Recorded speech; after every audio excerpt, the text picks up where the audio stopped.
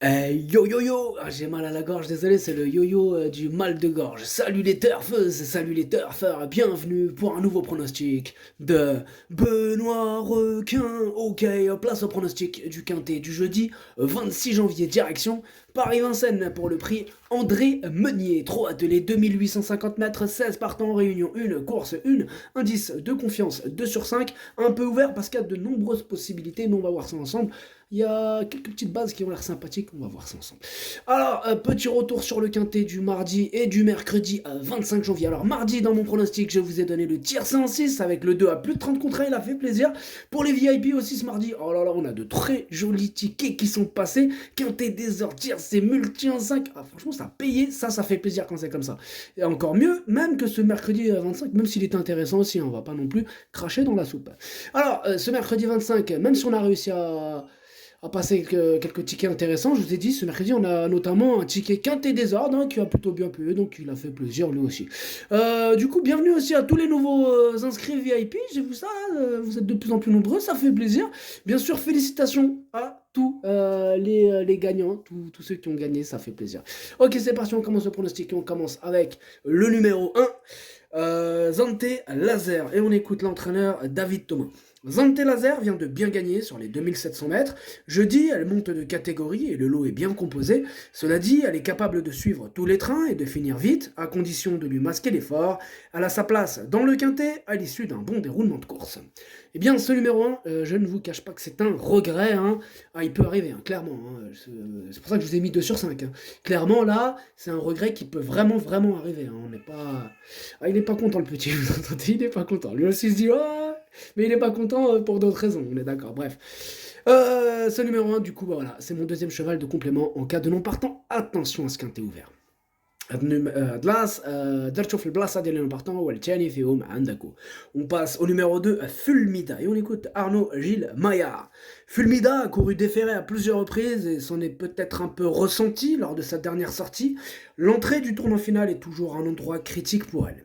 Elle évolue ici dans sa catégorie et sera plaquée des intérieurs cette fois. Les étrangers ne sont pas trop nombreux au départ, mais il faut affronter les mâles. Elle peut participer à l'arrivée. Eh bien, ce numéro 2 non plus, je ne l'ai pas gardé. Et lui, il est au milieu de ma petite liste des possibles troubles faits, donc attention aussi. Hein. النمرو جوج ما درتوش لأن عندك يقدر يغرس شي تيكيات. On passe au numéro 3, Galago du Cadran. Et on écoute Florent Lamar. Galago du Cadran n'avait qu'une course dans les jambes en dernier lieu et avait encore besoin de ça. Il va évoluer sur la montante, il a pu s'exercer de façon normale depuis sa dernière sortie, il sera confié à un pilote, sans être à 100%, il devrait très bien se défendre et terminer à l'arrivée. Eh bien, ce numéro 3, je l'ai retenu, sachez que c'est lui le 8e de mon pronostic. Ad numéro 3, Wal Chamdiele.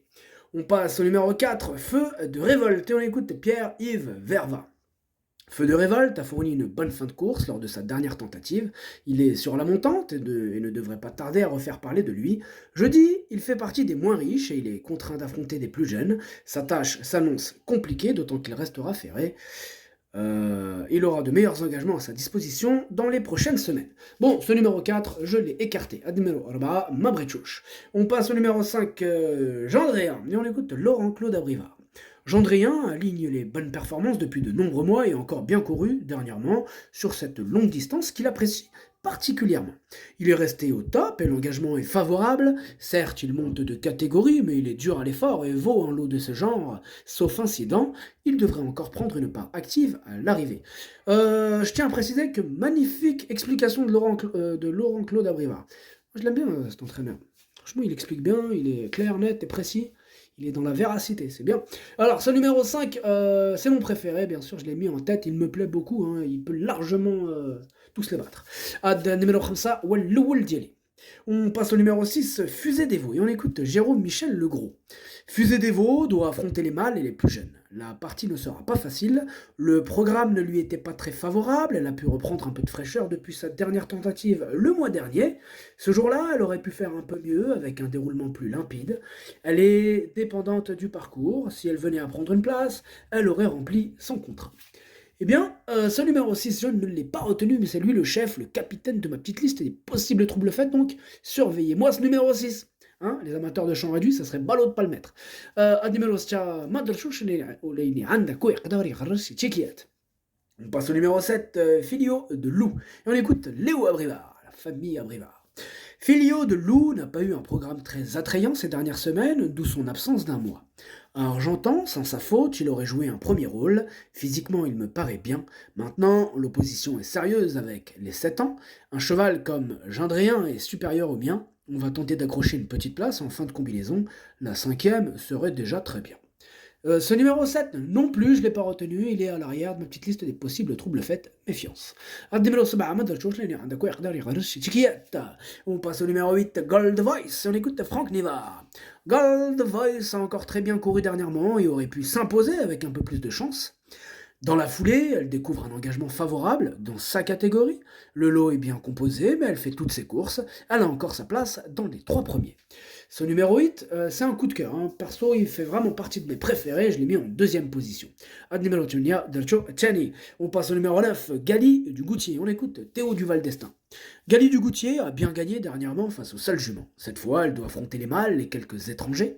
Cela complique les choses. Je la pense capable de prendre une place. Elle va se présenter dans le même état de forme physique. Pas mieux, pas moins bien. Voilà, à vous de voir maintenant. Ce numéro 9, c'est mon gros regret. Franchement, il m'a pris la tête. J'ai longuement hésité entre le 3, le 9, le 3, le 9. Et en fin de compte, ma préférence s'est portée sur le numéro 3, mais de pas beaucoup. Vraiment, en décortiquant les éléments. Enfin bref, voilà, j'ai mis le 3, c'est lui le 8e, et le 9, c'est mon cheval de complément. Mon gros regret, c'est le 9. Alors, numéro 9 درتو في البلاصه ديال لو بارطون هو الاول فيهم عندكم. On passe au numéro 10, Apple with Haas. On écoute encore Laurent Claude Brivard. Apple with Haas s'est retrouvé le nez au vent dans la descente et elle a logiquement faibli la dernière fois. Auparavant, elle avait remporté une épreuve semblable sur les 2700 mètres. Sa forme est sûre et l'engagement reste favorable. Avec un bon déroulement de course, elle peut terminer dans les 3 premiers. C'est lui qui lui vole la place à notre 9 de tout à l'heure, là, le précédent cité. Étant donné que ce 10 me plaît beaucoup, je l'ai gardé très haut, enfin assez haut, en 4e position. Admiro Ashra wal Drto Rabat. On passe au numéro 11, Fuego du Morte. Et on écoute Jonathan Van Merbeek. Il me semble qu'il était sur ma liste rouge, Van Merbeek. Je ne l'ai pas vérifié parce qu'à la base, je ne l'ai pas retenu. Mais bon, on reverra ça après. Fuego du Mortier manquait de préparation à Vincennes. Il se présentait à 1 mois d'intervalle. Cette fois, il est plus affûté, mais le lot est mieux composé. Il est contraint d'affronter des plus jeunes, mais je n'ai pas le choix des engagements. Il fera de son mieux, même si ce n'est pas Vincennes et qu'il a... même si ce n'est pas à Vincennes qu'il a enregistré ses meilleurs résultats. Bon, ce numéro 11, je ne l'ai pas retenu. Ademel Madertouche. On passe au numéro 12, Geisha Speed, et on écoute Jean-Philippe Monclin. Geisha Speed était un peu sale suite à sa 5e place du 23 décembre. On a fait le nécessaire et elle a pu se remettre en évidence le 9 janvier. Petite précision, ils ont fait le nécessaire, elle était sale, ils l'ont pas fait prendre une douche. Hein. On parle de la trachée, tout ça, hein. Elle était sale. Voilà. Bref, elle est bien dans sa catégorie, elle répète toutes ses courses. Maintenant, il lui faut le bon parcours et être préservé un maximum sans avoir à faire d'efforts inutiles. Ici, elle a sa place à l'arrivée. Eh bien, ce numéro 12, je l'ai gardé en bout de combinaison, mais je l'ai gardé. On passe au numéro 13, Great Tigress, et on écoute Jean-Luc Bijon. Great Tigress était compétitive dernièrement lorsqu'elle a fait la faute à la sortie du tournant final. Elle est souvent délicate à cet endroit du parcours. Lors de sa sortie précédente, elle n'avait été devancée que par 2 bonnes juments. Jeudi, elle fait face à un bel engagement et le lot semble dans ses cordes, au moins pour les places. Eh bien, ce numéro 13, je l'ai gardé en 5e position, il me plaît bien.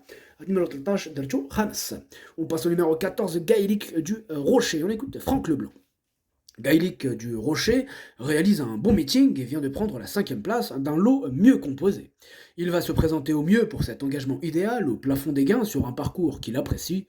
Il devrait terminer dans le quintet et dans les 3 premiers, si tout se passe bien. Eh bien, ce numéro 14, je l'ai gardé très haut, hein, sur le podium, je l'ai mis en 3e position. On passe au numéro 15, Fanfaronneur, et on écoute Eddy Lebec. Fanfaronneur a été malade après sa 2e place début novembre. Aussi, sa prestation en janvier lui était nécessaire.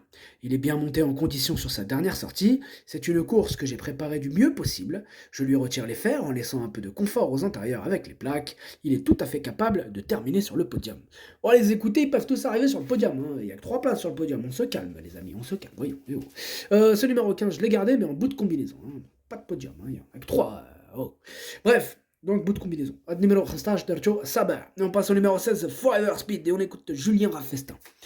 Forever Speed avait dû être arrêté suite à des problèmes de jambes. Il vient d'effectuer une rentrée correcte après 9 mois d'absence, mais il a encore besoin de courir pour retrouver son meilleur niveau. Il restera ferré et je vous conseille de l'écarter, même s'il est bien engagé. Il est bien engagé, c'est le plus riche de la course, mais bon, voilà, il est à court. Donc, je l'ai écarté. À numéro stage, Mother Josh. Le pronostic, ça donne 5, 8, 14, 10, 13, 12, 15. Merci d'avoir suivi cette vidéo. N'hésitez pas à mettre un pouce bleu si la vidéo vous a plu. Vous aidez ainsi grandement la chaîne. Pour accéder à tous mes tickets pour la course du Quintet, rendez-vous directement en description de la vidéo. À jouer avec modération. Bonne chance. Chopez-le moi. J'ai mal à la gorge. Ciao.